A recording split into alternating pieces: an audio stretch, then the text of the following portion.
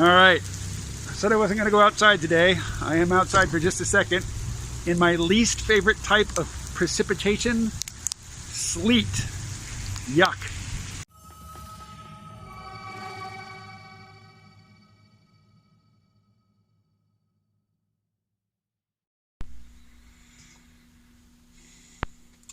So, here's a wish I have.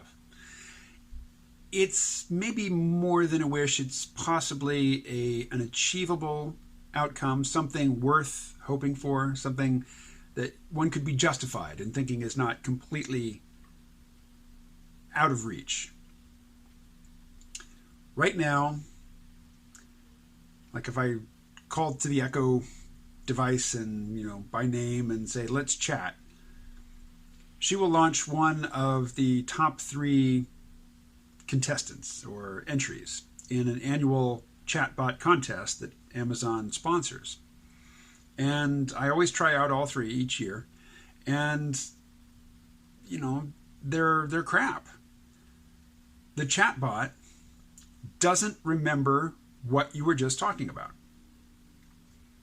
And, it might be able to go back and parse a transcript of recent exchanges and pull out particular words and feed them back to you, but it is clear, it is obvious that there is no evolving context for the conversation. The machine just doesn't know that there are topics, that there are threads, that there are ongoing areas of concern about which you have given it information, and if it was conscious, it would know to look at that information and use that to craft its participation in ongoing exchanges. It doesn't do that. Right now, chatbots are just hacks. They are just linguistic tricks that make you, if you give it your willing suspension of disbelief, the hack basically provides the illusion of an exchange, but there is no exchange. As soon as AI, or whatever you want to call the things that we talk to and which talk back to us, when it does have enough sophistication to basically construct a context, an evolving context for its interaction with a particular human, such that it can reference previous topics and understand when a segue has taken place, or when somebody is returning to a topic that was talked about earlier, that's an indication that this is something important to them, that there's something unresolved there. Once machines get to just a very basic level of competence in that area, then I think we're going to have, each of us will have a psychoanalyst or a shrink, basically, to interact with us daily, multiple times daily, as often as we need to. And it will not only have a context for the last 5 minutes, it'll have a context for the last 5, 10, 15 years, as time goes on.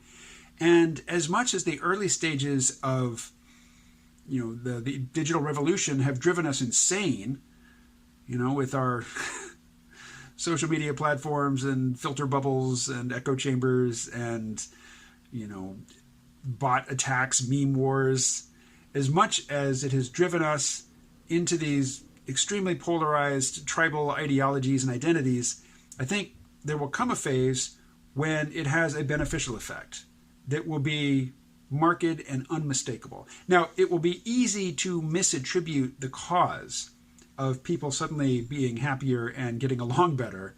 If whatever your pet cause is, you can find a way to claim credit for this beneficial effect. But I think largely it will come from the fact that people will have a conversational partner who is non-judgmental and who has a psychologist's basic understanding of how to get people talking about things they need to talk about and feel safe in doing so. Feel secure in saying what they really need to get off their chest. And that going forward, as more and more people have this opportunity, more and more people will have that sort of happy Zen thing going that people who have years of expensive therapy behind them have. Most of us are not in a position to access that sort of thing, that sort of, service. But I think in the future, and this is a big part of Yuval Noah Harari's outlook that he identifies in 21 Lessons for the 21st Century, that a question we're going to have to ask ourselves going forward is when we're feeling bad, when we're feeling depressed, when we're feeling angry.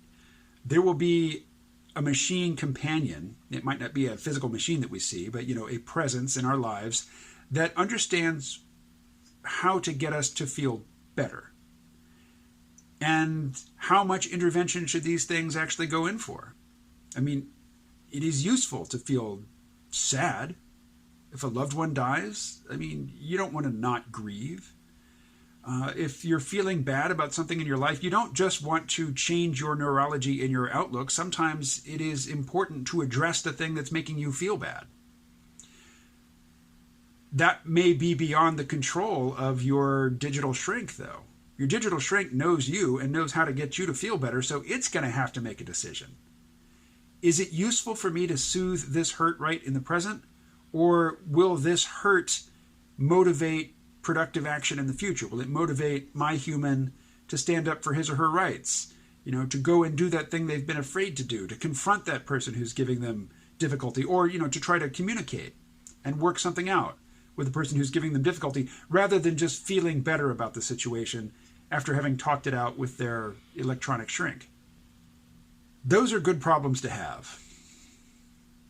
If you can reliably feel better about something without opioid drugs, just from a sort of exchange, just a conversation with a thing which doesn't judge you but knows you very well. It knows your desires, it knows your psychological vulnerabilities, it knows your habits, it knows your bullshit, it knows your self-justifications backwards and forwards, and it knows how to get you to relinquish those and to really confront what you need to confront.